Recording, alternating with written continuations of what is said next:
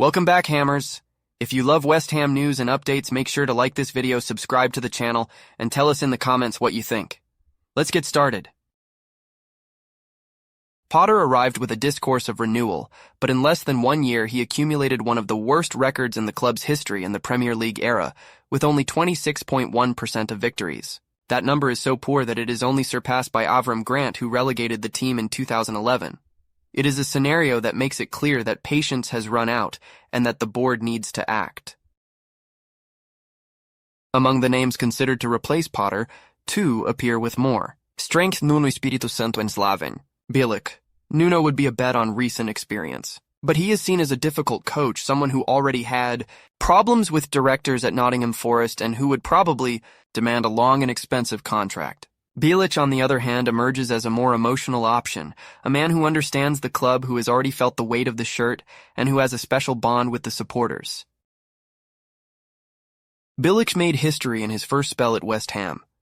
He arrived in 2015, and right from the start delivered a season that remains in everyone's memory. He finished in 7th place, one of the best campaigns of the club in the Premier League, and qualified the team for Europe.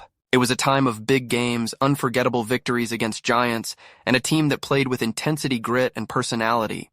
The elimination to Astra Giurgiu was an embarrassment that still hurts, but it does not erase the feeling that at that time, West Ham had an identity, something that today seems completely lost. What sets Bilic apart from other candidates is that he does not speak from the outside, he feels from the inside. As a former player and former manager of the club, he carries a connection that cannot be fabricated. The supporters know that he loves West Ham, that he respects the history, that he understands the soul of the terraces. And precisely for this reason, many see in him a chance to reconnect the team with its fans, something Potter never managed to transmit. According to information from insider ex-UHU employee Bilic, already has a plan in his head in case he is called back. His first move would be to bring Mark Noble as an assistant coach. This is not just a marketing move, it is a deep gesture. Noble is the personification of West Ham over the last 20 years, an idol who dedicated his entire career to the club, someone who represents the supporters' voice inside the dressing room. Having him alongside on the bench would give immediate morale, create respect among the players, and above all, reignite the pride of the fans. And Bilic would not stop at Noble. He is also considering bringing in James Collins, the eternal warrior of the defense known for his grit and commitment on the pitch, and even Julian Dix, another symbol of fight and passion for the club. It would be like forming a coaching staff made up of people who truly understand what it means to play for West Ham. Not just hired professionals, but characters who carry the soul of the institution. For supporters tired of seeing businessmen and directors treating the club as a business, this would sound like a breath of hope. Another point that draws attention is that Bilic would be willing to accept a short-term contract with the possibility of renewal. Few would do that. Most would demand at least 2 or 3 years thinking about financial security. Bilic would not. He would accept something simple, almost symbolic, because for him returning to West Ham is not just another job, it is returning home. This shows the difference between him and other names being considered. Nuno, for example, would only come with a long contract and a lot of money. Bilic, on the contrary, would even be willing to earn less as long as he could work for the club. Of course, not everything is a guarantee of success. Bilic also left bad memories. His departure in 2017 was tough, with the team sunk in 18th place and without signs of reaction. Critics say that bringing him back would be looking to the past instead of thinking about new ideas. In addition, today's Premier League is even more demanding, and there are doubts whether his style could keep up with the current speed and complexity. But even with those risks, the possibility of a Bilic return stirs emotions. It is impossible to ignore the immediate effect it would have in the stands to see Mark Noble at his side, guiding the team, transmitting values, and demanding effort. It would be a clear message that the club has not forgotten who it is, that there is still identity in the midst of so much chaos. The supporters understand this, and that is why the chance of Bilic returning generates so much debate. It is not only about victories or defeats, but about the feeling that West Ham can recover its essence. No one expects him to be a savior or to transform the team into a title contender. What is expected is that he restores dignity, makes the players fight on the pitch, and brings back the lost connection with the terraces. And perhaps that is exactly what West Ham needs now. After so many lies, broken promises, and wrong decisions from the board, the return of Bilic and idols such as Noble, Collins, and Dix would be like a breath of fresh air. It would remind supporters that the club is still theirs, that it still belongs to those who truly love it. and in the midst of so much discouragement, that spark could be the beginning of a turnaround. Before we move on, remember to like, comment, and subscribe. Your support keeps the Claret and Blue family united and helps make West Ham stronger every single day.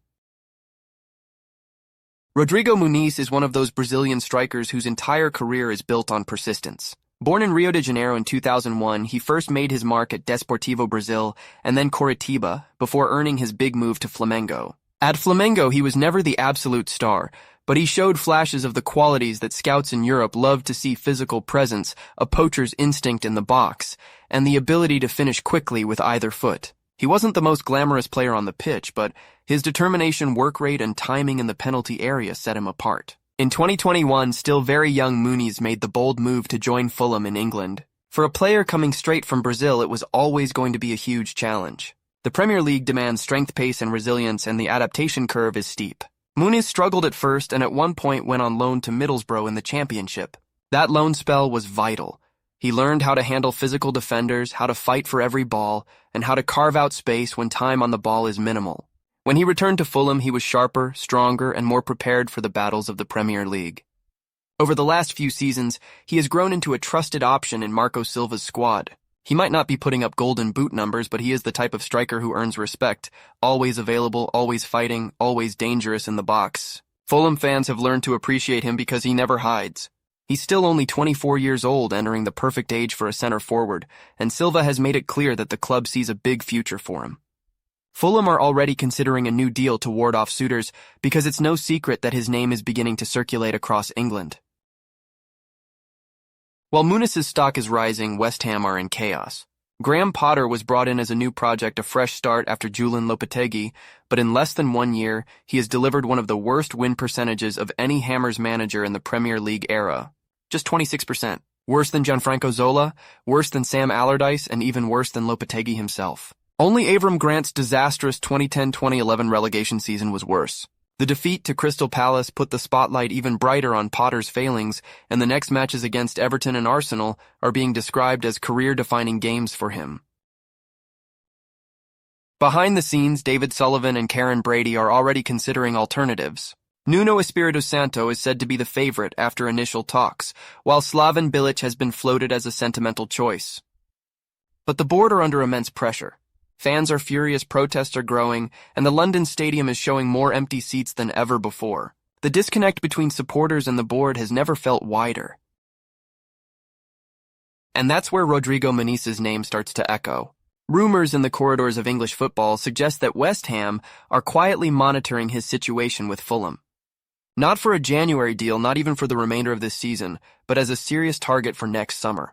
The logic is obvious. West Ham desperately need energy goals and a player who represents hunger rather than complacency. Muniz fits that description perfectly. He wouldn't arrive as a finished superstar, but as a striker on the rise with the physicality for the Premier League and the determination to prove himself at a bigger stage. There are whispers that the player himself is open to the idea. Fulham have given him opportunities, but at West Ham, he could step into a role with more spotlight, more responsibility, and the chance to become a central figure in a rebuild. For the Hammers, who may be heading into a complete overhaul depending on how the season ends, Muniz looks like the kind of signing that can re-energize both the squad and the fan base. He is young enough to be part of a long-term plan, yet experienced enough to make an impact straight away. Imagine a front line where Muniz is tasked with being the fighter, the poacher, the man who drags the team forward.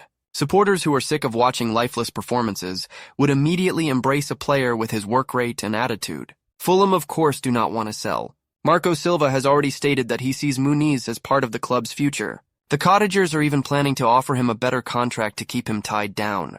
But football is full of twists, and when a club like West Ham prepares, the ground opportunities tend to arise. Money speaks, ambition speaks, and the promise of leading the line at a club desperate for a hero might just tip the scales. The speculation is that West Ham would offer a 4 or 5 year deal with the option for extensions, making Muniz part of a new project aimed at reviving the club's fortunes. For a board under fire, bringing in a young Brazilian striker with Premier League experience could be presented as a bold statement, a sign that lessons have been learned and that the club wants to look forward. Fans will be divided. Some will question whether Muniz has the level to transform West Ham's attack. Others will argue that he is exactly the type of player the club should be signing, not a fading star looking for a paycheck, but a young forward ready to work, fight, and grow. And in truth, that's what West Ham need more than anything right now. Rodrigo Muniz's journey from Flamengo to Fulham has been about resilience, patience, and proving doubters wrong. His next step could be even bigger. If the whispers are true, next season could see him wearing claret and blue, running out at the London Stadium not as a visitor, but as West Ham's number 9. In a time of crisis, the possibility of his arrival is already enough to spark hope. And hope right now is something this club is desperately lacking. And that's all for today's West Ham news. If you enjoyed the content, don't forget to hit the like button, share it with fellow fans, and of course subscribe to the channel so you never miss an update. Thanks for watching, and I'll see you in the next video. Come on, you Irons!